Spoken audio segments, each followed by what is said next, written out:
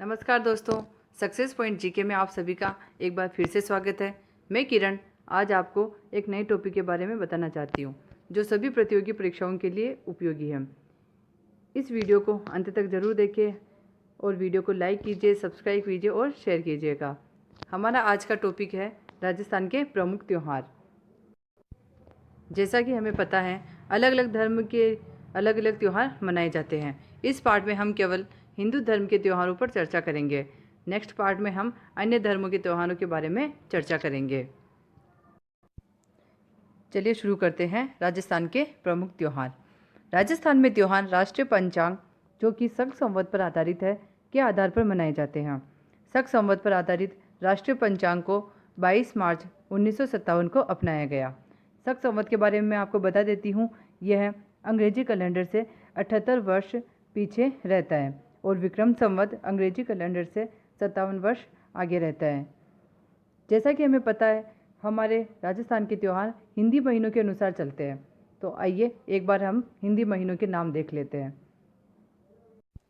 पहला है चैत्र, दूसरा बैसाख, तीसरा ज्येष्ठ, चौथा आषाढ़, पांचवा श्रावण, छठा भाद्रपद, सातवां आश्विन, आठवां कार्तिक, नवा माघशीर्ष, 10वां पौष, 11वां माघ, 12वां फाल्गुन। इस प्रकार हम देख सकते हैं कि हिंदी महीने अंग्रेजी महीनों के समानांतर चल रहे हैं, जो मैंने यहाँ पे लिखा हुआ है। हिंदी महीने के बारे में मैं आपको बता देती हूँ कि हिंदी महीने में 2 पक्ष होते हैं, कृष्ण पक्ष, शुक्ल पक्ष। कृष्ण पक्ष का प्रारंभ एकम से अमावस्या और शुक्ल पक्ष का प्रारंभ एकम से पूर्णिमा तक होता है। इस प्रकार हम कह सकते हैं कि हिंदी महीने की शुरुआत कृष्ण पक्ष एकम से और अंत शुक्ल पक्ष पूर्णिमा से होता है। अब हम त्योहारों के बारे में बात करते हैं कि त्योहारों का शुभारंभ छोटी तीज से माना गया है और त्योहारों का समापन गणगौर से माना गया है। इसके लिए एक लाइन भी प्रसिद्ध है, तीज त्योहारा बावड़ी ले डूबी गणगौर, अर्थात छोटी तीज से प्रारंभ और समापन गणगौर से।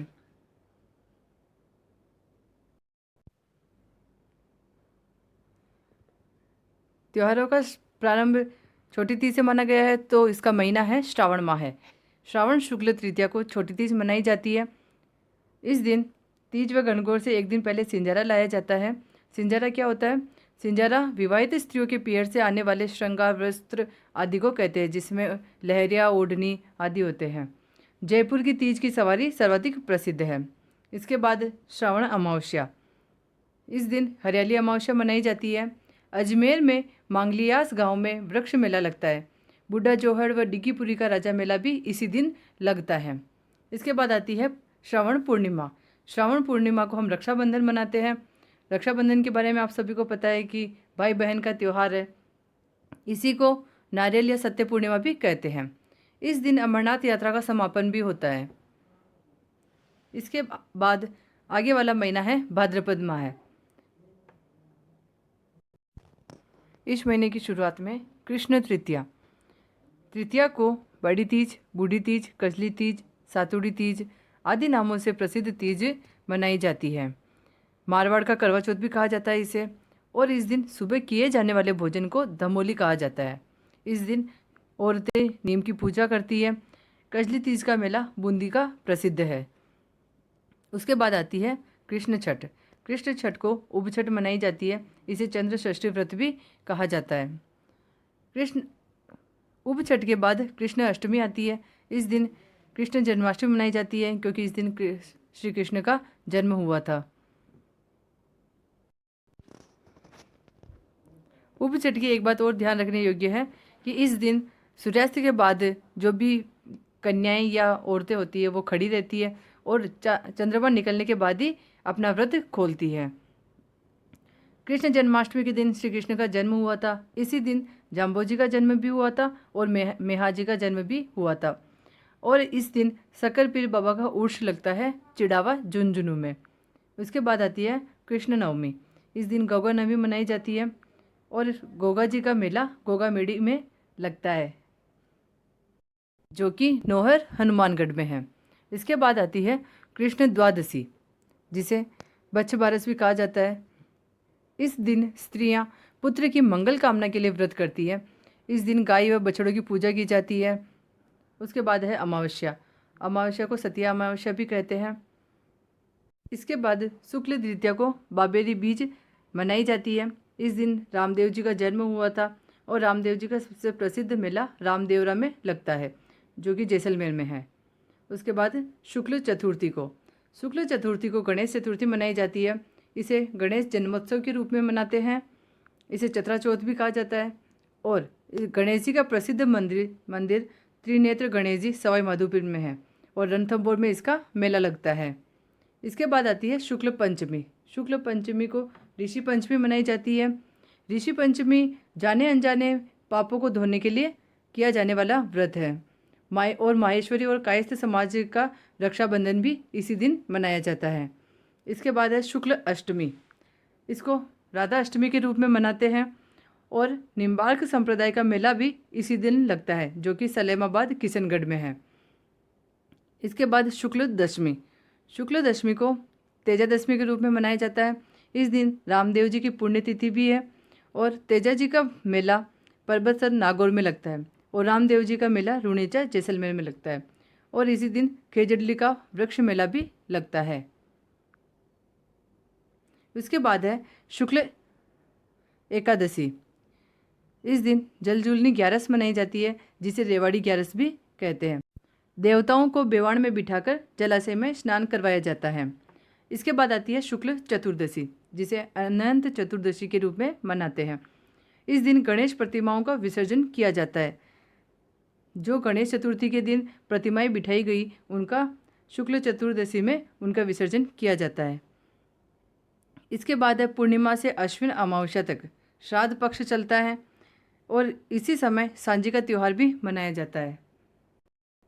सांझी का त्यौहार कुंवारी कन्याएं मनाती हैं और पार्वती माता की पूजा करती है। और संध्याएं किसे कहते हैं? जो कुंवारी कन्याएं व्रत के दौरान जो गीली मिट्टी से चित्र बनाती है, उन्हें संध्याएं कहते हैं। केले के पत्तों की सांझी नाथ द्वारा की प्रसिद्ध है कमल चौक में। अब आगे वाला महीना है आश्विन माह है। इसके कृष्ण पक्ष में प्रथमा से जो पिछले वाले महीने की भाद्रपद की पूर्णिमा से जो श्राद्ध पक्ष शुरू हुआ था, वो कृष्ण पक्ष में भी चलता है। इसके बाद है अमावस्या को जाम्बोजी का मेला लगता है। उसके बाद है शुक्ल एकम से, क्योंकि आश्विन अमावस्या तक तो श्राद्ध पक्ष चलता है और उसके बाद है शुक्ल एकम से नवरात्रा स्थापना होती है, जो शारदीय नवरात्रा है। इस दिन देवी की पूजा की जाती है और 9 कन्याओं को भोजन करवाया जाता है। उसके बाद है शुक्ल अष्टमी, जिसे दुर्गा अष्टमी के रूप में मनाया जाता है। उसके बाद है शुक्ल नवमी, जिसे हम महानवमी के रूप में मनाते हैं।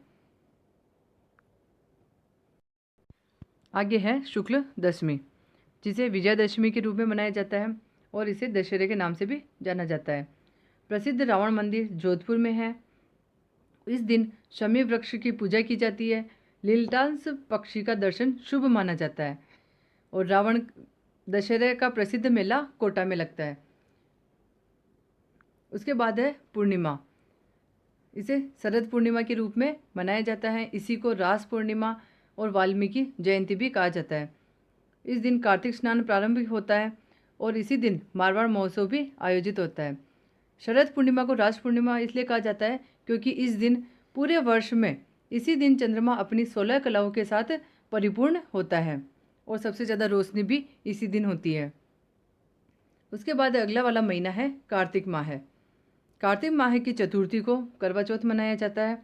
इस दिन सुहाग की लंबी आयु के लिए सुहागिन स्त्रियां व्रत करती है। यह सुहागिन स्त्रियों का सबसे प्रिय त्यौहार है और इसका मंदिर, करवा चौथ का मंदिर चौथ का बरवाड़ा सवाई माधोपुर में है।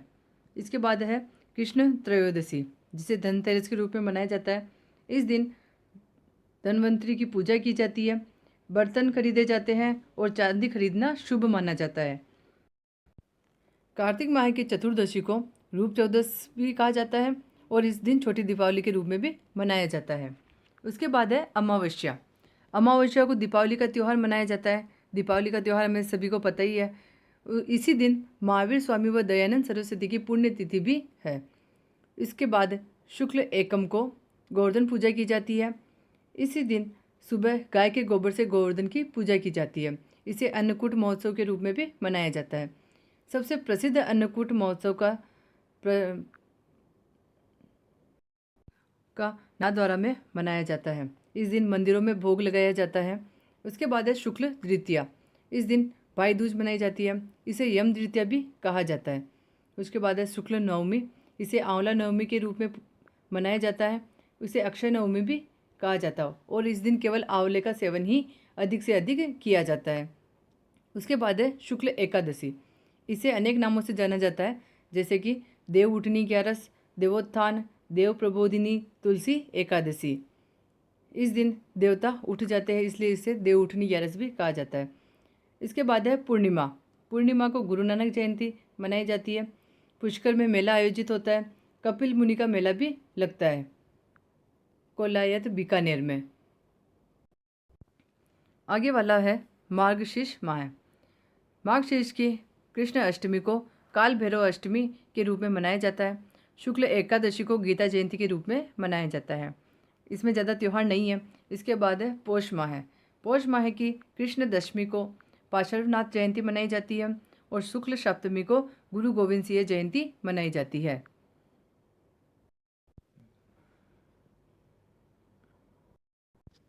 अब है माघ माह। माघ माह की कृष्ण एकम को मकर संक्रांति मनाई जाती है। इसकी तिथि कोई फिक्स नहीं है, लेकिन इसकी डेट फिक्स है। यह 14 जनवरी या 15 जनवरी को मनाई जाती है। इस दिन सूर्य का मकर राशि में प्रवेश होता है और इस दिन रोटी सास को मनाने की भी परंपरा है। पतंग महोत्सव जयपुर का प्रसिद्ध है, क्योंकि इस दिन पतंगे उड़ाई जाती है खूब, तो जयपुर का पतंग महोत्सव ज़्यादा प्रसिद्ध है। इस दिन सुहागिन स्त्रियां 13 वस्तुएं दान करती है, जिसे तेरुंडा कहा जाता है। इसके बाद है कृष्ण चौथ, जिसे तिल चौथ या तिलकुट चौथ भी कहा जाता है।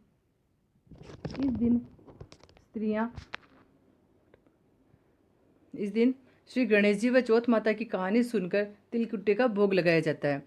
इसे संकट चौथ भी कहा जाता है। इसके बाद है कृष्ण एकादशी। षटतिला एकादशी के रूप में मनाया जाता है। इस दिन 6 प्रकार की तिल की सामग्रियों का प्रयोग किया जाता है। उसके बाद है मौनी अमावस्या। इस दिन मनु का जन्म हुआ था। उसके बाद है शुक्ल पंचमी। इसे बसंत पंचमी के रूप में मनाते हैं। इस दिन कामदेव व रति की आराधना की जाती है। पीले वस्त्र व पीले चावलों का सेवन किया जाता है। इस दिन सरस्वती की पूजा भी की जाती है। मंदिर और सरस्वती माता का मंदिर पिलानी में है। इस दिन गार्गी पुरस्कार दिया जाता है। इसके बाद है पूर्णिमा। माघ स्नान प्रसिद्ध है। बेणेश्वर मेला नवाटापुरा में लगता है।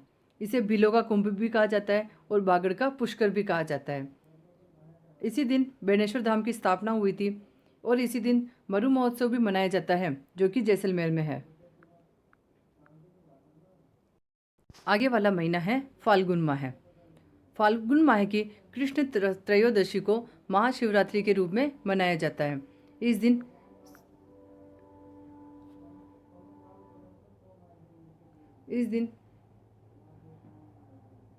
शिव का जन्म हुआ था। इस दिन पशु मेला लगता है करौली में। उसके बाद है अमावस्या। अमावस्या को जाम्बोजी का मेला लगता है। उसके बाद है शुक्ल एकादशी। शुक्ल एकादशी को ढूंढ या 11 से अमल की पूजा की जाती है। इस दिन खाटू श्याम का मेला भी भरता है। उसके बाद है पूर्णिमा। फाल्गुन की पूर्णिमा को होली मनाई जाती है। इसी दिन इला इली नृत्य किया जाता है, जो कि पुत्र प्राप्ति के लिए किया जाता है। बाड़मेर और जालोर का इला इली नृत्य सबसे ज़्यादा प्रसिद्ध है। उसके बाद है अगला महीना चैत्र माह। चैत्र माह की कृष्ण एकम को धुलंडी के रूप में मनाई जाती है। उसके बाद कृष्ण सप्तमी, धुलंडी के 7 दिन बाद शीतला सप्तमी के रूप में मनाते हैं। शीतला चाकसू जयपुर व कागा जोधपुर का मेला सर्वाधिक प्रसिद्ध है। उसके बाद है कृष्ण अष्टमी। चैत्र माह की कृष्ण अष्टमी। अष्टमी से शुक्ल तृतीया को गुड़ला नृत्य किया जाता है, जिसमें छिद्रित मटके में दीपक रखकर महिलाएं नृत्य करती है। गुड़ला नृत्य के बारे में मैं आपको थोड़ा बता देती हूँ। यह जोधपुर के राव सातल देव की याद में मनाया जाता है। मारवाड़ क्षेत्र का लोकप्रिय त्यौहार गुड़ला चैत्र कृष्ण अष्टमी से चैत्र शुक्ल तृतीया तक मनाया जाता है। इस अवसर पर महिलाएं गीत गाती हुई कुम्हार के घर जाकर छिद्र किए हुए घड़े में दीपक जलाकर गीत गाती हुई आती है। चैत्र शुक्ला तृतीया को इन गुड़लों को पानी में बहा दिया जाता है। गुड़ला त्यौहार के संबंध में यह भी कहा जाता है कि 1491 ईस्वी में अजमेर का हाकिम मल्लू खां पीपाड़ पर आक्रमण करता है और 140 स्त्रियों को बंदी बनाकर अपने साथ ले जाने लगा। जोधपुर का राव सातल देव इन स्त्रियों को मुक्त कराने पहुंचा। कोसाना नामक स्थान पर उसने मल्लू खां के सेनापति गुड़ले खां को परास्त कर स्त्रियों को मुक्त करवा लिया। युद्ध में राव सातल घायल हो गया और चैत्र शुक्ल तृतीया को उसकी मृत्यु हो गई। राव सातल की स्मृति में इसी समय में छिद्रयुक्त घड़े में दीपक रखकर यह त्यौहार मनाया जाता है। अब इसके आगे है शुक्ल एकम। इसे नववत संवत्सर के बारे में के रूप में मनाया जाता है। इस दिन नवरात्रा का प्रारंभ भी माना गया है और इसी दिन राम का राज्याभिषेक भी हुआ था और इस दिन महर्षि गौतम जयंती के रूप में इसे भी मनाते हैं। झूलेलाल व अंगद देव का जन्म भी इसी दिन मनाया जाता है और इसी दिन राजस्थान दिवस के रूप में इसे मनाया जाता है। इसके बाद है शुक्ल द्वितीया। इस दिन सिंजारा लाया जाता है जो कि गणगौर के एक दिन पहले आती है और जो एक दिन पहले पीहर वालों की तरफ से जो वस्त्र आभूषण आदि लाए जाते हैं उन्हें सिंजारा कहते हैं, जो मैंने पहले ही बता दिया आपको। उसके बाद है शुक्ल तृतीया। इस दिन गणगौर उत्सव के रूप में मनाया जाता है। जयपुर और उदयपुर की गणगौर सर्वाधिक प्रसिद्ध है और नाथद्वारा की गुलाबी गणगौर जो कि शुक्ल पंचमी को मनाई जाती है वो भी सर्वाधिक प्रसिद्ध है। इसी त्यौहार पर महिलाएं सर्वाधिक गीत गाती है और यह त्यौहार 16 दिन तक चलता है। उसके बाद आती है शुक्ल अष्टमी। इसे कैला देवी की अष्टमी के रूप में मनाया जाता है। उसके बाद है शुक्ल नवमी, जिसे रामनवमी के रूप में मनाया जाता है क्योंकि इस दिन श्री राम का जन्म हुआ था। उसके बाद है शुक्ल त्रयोदशी, जिसे महावीर जयंती के रूप में मनाया जाता है। शुक्ल चतुर्दशी संत पिप्पा की जयंती के रूप में मनाते हैं। पूर्णिमा इस दिन हनुमान जयंती के रूप में मनाते हैं। उसके बाद है बैशाख माह। बैशाख माह की कृष्ण तृतीया को बेतमार गणगौर के रूप में मनाया जाता है। शुक्ल तृतीया इसे आका तीज, अक्षय तृतीया या अबूझ सावा के रूप में मनाया जाता है। शुक्ल पंचमी इसे शंकराचार्य या सूरदास जयंती के रूप में मनाया जाता है। पूर्णिमा इसे बुद्ध पूर्णिमा या बैशाख पूर्णिमा के रूप में मनाया जाता है। गौतमेश्वर मेला मातृकुंडिया में लगता है। इसके बाद है ज्येष्ठ माह। ज्येष्ठ माह की अमावस्या को सीता माता या सीताबाड़ी मेला, सीताबाड़ी कुंभ सहरिया जाति का प्रमुख मेला है। इसके बाद है शुक्ल तृतीया। इस दिन महाराणा प्रताप की जयंती मनाई जाती है। उसके बाद है शुक्ल दशमी। इसे गंगा दशमी के रूप में मनाते हैं क्योंकि इस दिन भागीरथ ने गंगा का धरती पर अवतरण करवाया था। उसके बाद है शुक्ल एकादशी, जिसे हम निर्जला एकादशी के रूप में मनाते हैं। निर्जला एकादशी के रूप में बता देती हूँ मैं थोड़ा इसमें कि इसमें औरतें बिना पानी के व्रत करती हैं। अगर ये एकादशी औरतें करती हैं तो वर्ष भर की जितनी भी एकादशी है उन एकादशियों का फल इस दिन प्राप्त हो जाता है। इसके बाद है पूर्णिमा, जिसे हम पीपल पूर्णिमा या कबीर जयंती के रूप में मनाते हैं। इसके बाद अगला वाला महीना है आषाढ़ माह। आषाढ़ माह की कृष्ण एकादशी को योगिनी एकादशी के रूप में मनाया जाता है। शुक्ल नवमी, जिसे हम बड़ला नवमी के रूप में मनाते हैं।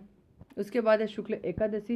इस दिन देवशयनी एकादशी के रूप में मनाया जाता है और उसके बाद वापस कार्तिक शुक्ल एकादशी को देव उठनी ग्यारस के रूप में हम मनाते हैं। देवशयनी और देव उठनी ग्यारस के बीच में 4 महीनों का अंतर है। इसके बीच में देवता सोते ही रहते हैं। इसके बाद है पूर्णिमा, जिसे हम गुरु पूर्णिमा के रूप में मनाते हैं। इसी दिन वेद व्यास जी का जन्म हुआ था और इसी दिन गुरु का पूजन किया जाता है। इस तरह से हमने हिंदुओं के लगभग सभी त्योहारों के बारे में जानकारी प्राप्त कर ली है। अन्य धर्मों के त्योहारों के बारे में हम नेक्स्ट वीडियो में देखेंगे। यद्यपि हमने सभी महत्वपूर्ण तथ्यों का संकलन किया है, परंतु यदि आपको इनके अलावा कोई महत्वपूर्ण जानकारी हो तो हमें कमेंट के माध्यम से ज़रूर बताएं। वीडियो को लाइक कीजिए, सब्सक्राइब कीजिए और ज़्यादा से ज़्यादा अपने दोस्तों के साथ शेयर कीजिए। हम ऐसे ही वीडियो आपके लिए लाते रहेंगे। वीडियो को अंत तक देखने के लिए धन्यवाद।